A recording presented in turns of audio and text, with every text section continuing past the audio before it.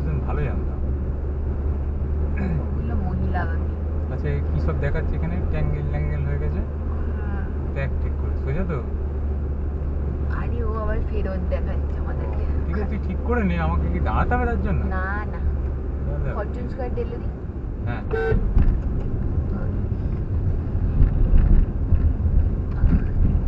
ঘন্টা। কোন দিক দিয়ে দেখাচ্ছে? অনেক দিক দিয়ে দেখাচ্ছে। ওই আরামবাগ দিয়ে দেখ, আরামবাগ লিখলেও হতো।